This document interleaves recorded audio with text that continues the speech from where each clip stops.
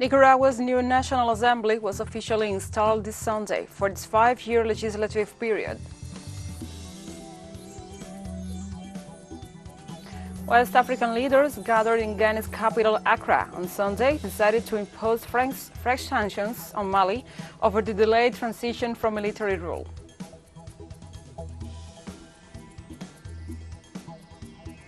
The Collective Security Treaty Organization has completed its deployment of peacekeeping forces in Kazakhstan, following the request from the country's president in the face of destabilization attempts.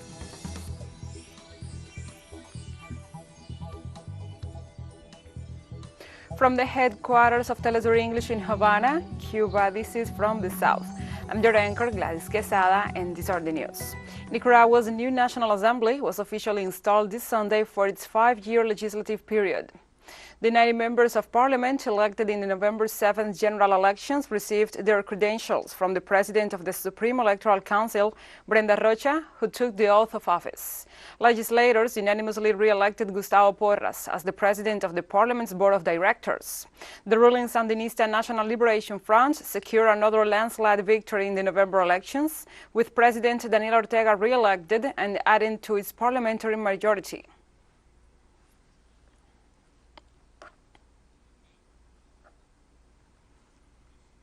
In Venezuela, voters in the southwestern state of Barinas headed to the polls to elect the next state governor. According to the official results, the candidate for the opposition Democratic Unity Roundtable coalition, Sergio Garrido, won with 55.36% of the vote. In second place was Jorge Arreaza, the candidate of the Great Patriotic Polls Alliance, with 41.27% of the vote. And in last place, Claudio Fermin, with 1.77% of the vote. Turnout was 51.89%. All parties have committed to respecting the result and the institutionality of the country. This result means that opposition forces secured a total of 4 of the country's 23 state governorships in the November elections, and the vote held this Sunday, while the rest are held by representatives of the ruling United Socialist Party of Venezuela and the Great Patriotic Poll Alliance.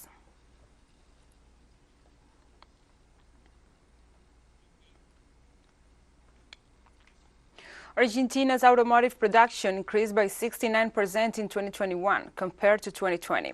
Meanwhile, according to data provided by the Association of Automotive Manufacturers, exports rose 88% year-on-year. Our correspondent, Carolina Silvestre, brings us more details. Last year alone, the automotive industry produced more than 400,000 units, a figure that indicates the possibility of maintaining sustained growth in the future. What can be effectively seen in this sector is that it has already recovered not only what was lost, it has largely surpassed what was lost during 2020, the worst moment of the pandemic, but it has also recovered compared to 2019. It is a sector that is clearly heading towards overcoming the double crisis, the crisis of the coronavirus and also the crisis that was generated in the last 2 years by the previous government, by the government of Mauricio Macri. According to the Ministry of Production, Matias Culfas, the automotive industry's future is very promising. We are already talking about automotive projects that have a national component of over 40%. We are talking about the fact that when we started, out of every 100 cars that were patented in Argentina, only 27 were of national manufacture, and now we have closed the year with around 88 cars out of every 100 patented of national manufacture. That is to say, it is a much more competitive industry, much more productive, with more national components, generating many jobs. Regarding exports, the president of the Association of Automotive Manufacturers, Martin Galdeano, reported that they increased by 82% and offered details on what remains to be done. Some laws that are in Congress, such as the Automotive Industry Promotion Law and the Sustainable Mobility Law, that are key to the future and the long term of our industry. General Secretary of the Argentine Union of Mechanical and Allied Automotive Transportation, Ricardo Pinanelli, expresses similar views. We have to push ahead with increasing national components. By adding domestic components, we will be able to export more and import some models that are required by a certain number of Argentines.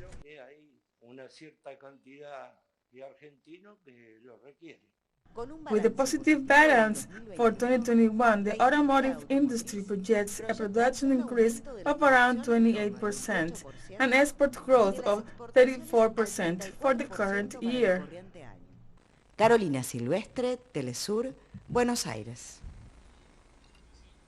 Thank you, Carolina, for this report, and now we continue to other reports. The President of the Senate of Haiti, Joseph Lambert, announced this Sunday that 3 of his security agents were kidnapped by an armed gang, which is demanding the payment of $5 million for ransom.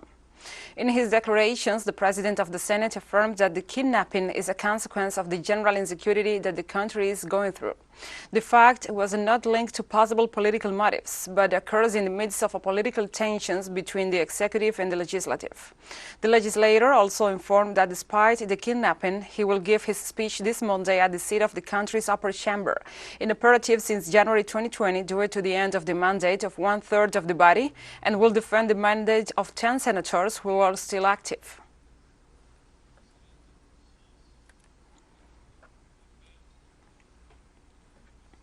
More than 800,000 migrants residing in New York City will have access to the ballot box and could participate in municipal elections starting next year after Mayor Eric Adams allowed an initiative to automatically become city law. The election board must now outline the implementation of a plan for July, including voter registration rules and clauses that will create separate ballots for municipal contests to prevent migrants from casting ballots in federal and state races. The movement to obtain voting rights for this group prevailed even after several setbacks.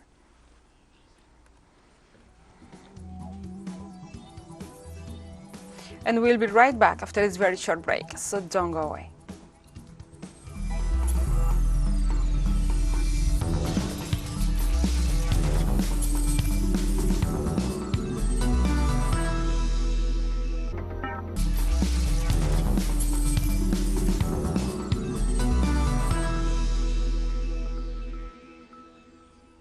Welcome back.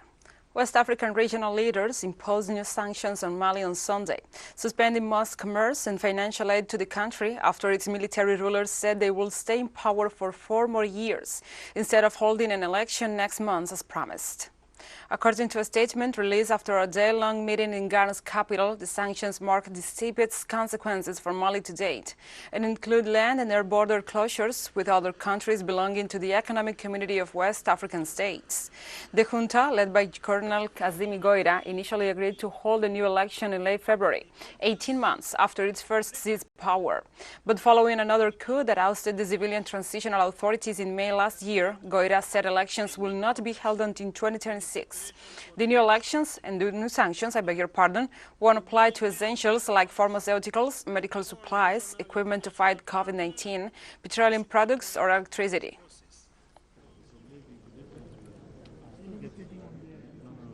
The authority find the proposed chronogram for a transition totally unacceptable.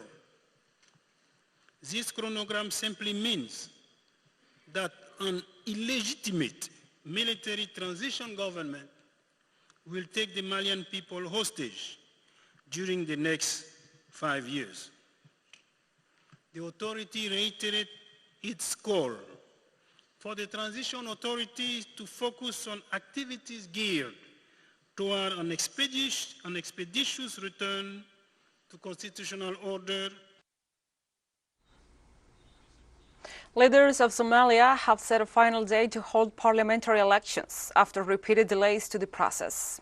Authorities announced on Sunday they had struck a deal to wrap up the elections by February 25th, after several days of talks hosted by Prime Minister Mohamed Hussein Rabel with state leaders to try to defuse a bitter political crisis.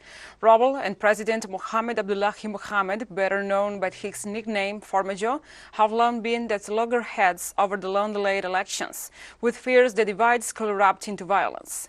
Voting follows the complex indirect model whereby state legislatures and clan delegates pick lawmakers for the national parliament, who in turn choose the president.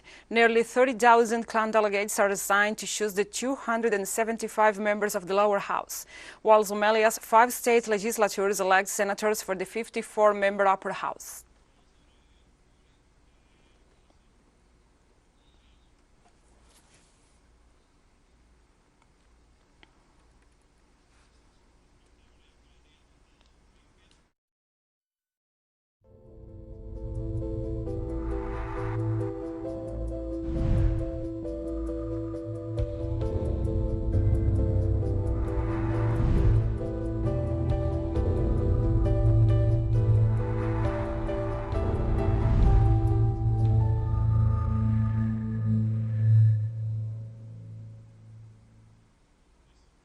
Now we address other topics. In Mexico, the rise in COVID-19 cases continues. However, authorities in the capital have ruled out a lockdown while recommending that measures be maintained to avoid the spread of the virus. Our correspondent, Eduardo Martinez, has the story. Movements continue in Mexico City despite the increase in cases of COVID-19 that has been registered in the last few weeks. Andrea Diaz expects the situation to be kept under control in order to be able to return to face-to-face classes.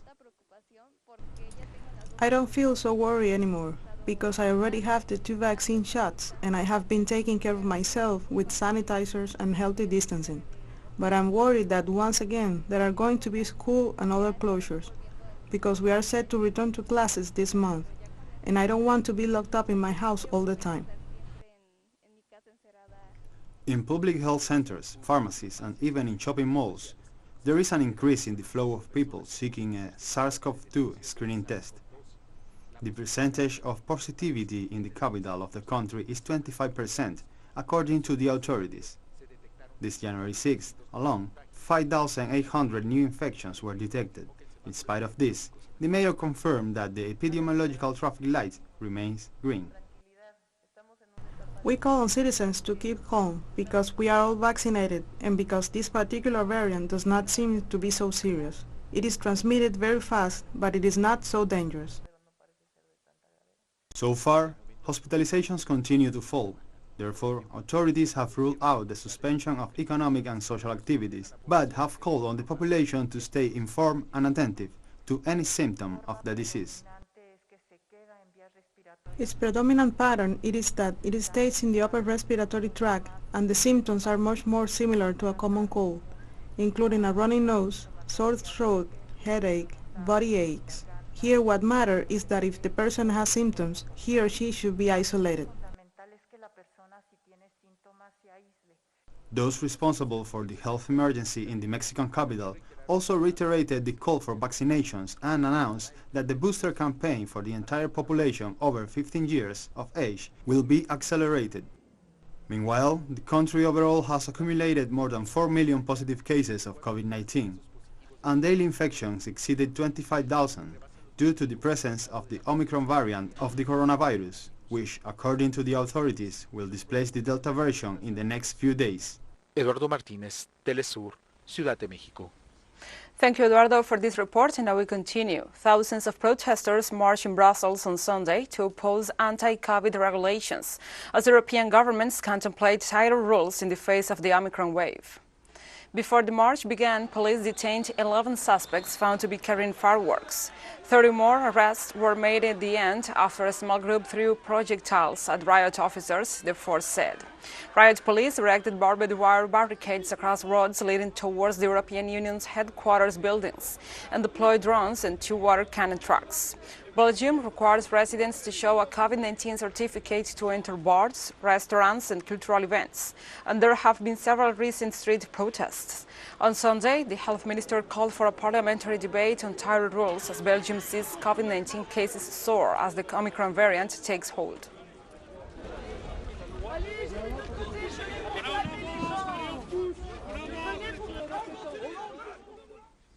And the northern Chinese city of Tianjin on Sunday advised its nearly 14 million people to stay home while it conducted mass COVID-19 testing after a series of recent cases, including 2 caused by the Omicron variant.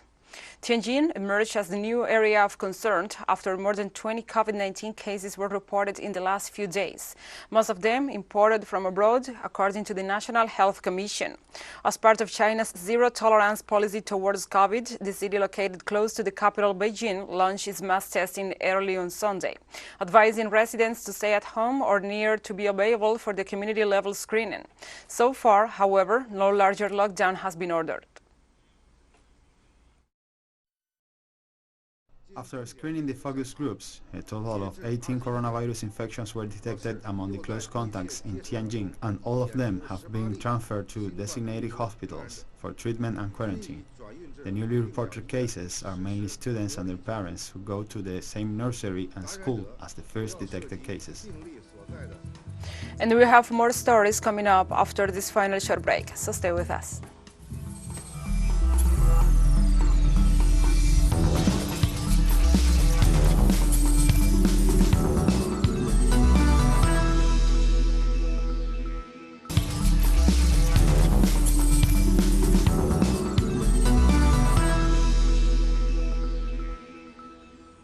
Welcome back. The deployment of peacekeeping forces of the Collective Security Treaty Organization in Kazakhstan has been completed following the request from the country's president in the face of destabilization attempts. Order has largely been restored in the country following the major unrest, which began as peaceful protests against fuel price rises, but spiraled into chaos and destruction of the public institutions, in what the president stressed were coordinated terrorist attacks by foreign-trained sleeper cells. After a state of emergency was declared across the country, President Kazym-Jomart Tokayev asked the member states of the CSTO to send peacekeepers to stabilize the situation. Following the decision of the Collective Security Council of CSTO, the collective peacekeeping forces have finished deployment to the Kazakhstan Republic. The units of the peacekeeping forces are currently protecting vital military, state and socially important sites in the city of Almaty and nearby districts. The situation on the territory of the Republic of Kazakhstan is stabilizing and is under control of the authorities. Cyprus' foreign minister announced on Sunday that he had resigned from his post. Nikos Christodoulis indicated that he will probably stand as an independent candidate in the presidential elections due to February 2023. According to local media reports, he submitted his resignation to President Nikos Anastasiades, and it was accepted on Friday. The resignation was announced amid friction with the president of his own and ruling Democratic Rally Party, who has also said that he will be seeking the party's nomination for the presidential elections. I have invited you today to the Ministry of Foreign Affairs to announce my decision to resign from my post as Foreign Minister. I have submitted it to the President of the Republic a few days ago, and it was accepted on Friday morning and will come into effect on Tuesday, 11th January 2022. The escalation of violence in Iraq continues. This Sunday, 3 U.S. military caravans were attacked south of the Arab country. The first explosion took place on a road through the southern provinces of Al-Mutahna, heading to a U.S. base of drop-off logical supplies. The second explosion occurred in the central province of Baghdad, while a third military convoy was the target of a roadside bomb attack in the eastern province of Salah al-Din.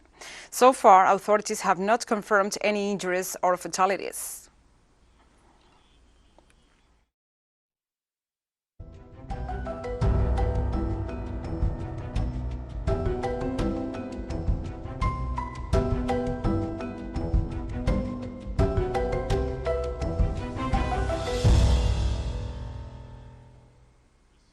Now we address other topics. On Sunday, Pakistani army rescuers cleared routes around a hill town sheltering thousands of tourists after 22 people died in vehicles trapped by heavy snow. The resort town of Murree, around 70 kilometers northeast of the capital Islamabad, was inundated with tourists and day strippers last week after unusually heavy snow turned into a winter wonderland. But a blizzard from Friday onwards dumped 4 feet of snow, blocking narrow roads leading in and out of the town, which clings to steep hills and valleys at an altitude of more than 2,000 meters. Stuck in their cars overnight, 22 people died from the cold or carbon monoxide poisoning from exhaust fumes. Among them were 10 children. I started crying and praying. Papa told me that I am with you and nothing will happen. But even then, we were crying constantly and were praying. Thank God that he helped us. As a tourist, we didn't get any type of alert from society, from the government, from Google, from the news, from the weather. Obviously, we had strange feelings after we learned about the death due to snow. We were worried that we were facing the same situation which they have faced. So we were in an odd situation, odd condition, but later we felt relaxed after we learned about the armed camp in the morning. That army is here, rescue and police is here, so they will help us. Many people were trapped that night when the snowstorm hit, and there was no one to rescue, nor someone to guide them. We, 3 to 4 men, went there and guided them. We have free accommodation and you stay with us for free. But people were scared and were coming out of their vehicles and not coming with us. Many people had died overnight when we went there in the morning. And the fire swept through a Rohingya refugee camp in southeastern Bangladesh on Sunday, destroying hundreds of homes. According to officials and witnesses, there were no immediate reports of casualties. The blaze hit Camp 16 in Cox's Bazar, a border district home to more than 1 million refugees, most of whom fled a military-led crackdown in Myanmar in 2017. Bangladesh government officials said emergency workers had brought the fire under control, and the cause of the blaze is still under investigation. Last Sunday, a blaze tore through a COVID-19 treatment center in another refugee camp, causing no casualties. A devastating fire last March swept through the world's biggest refugee settlement in Cox's Bazar, killing at least 15 refugees and burning down more than 10,000 shanties.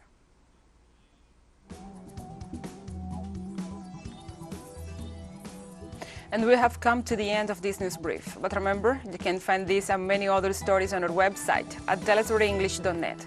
And also, if you feel so inclined, please join us on social media for all the latest news. We are on Facebook, Twitter, Instagram, and Telegram. For Telesur English, I'm Gladys Quesada. Thank you for watching.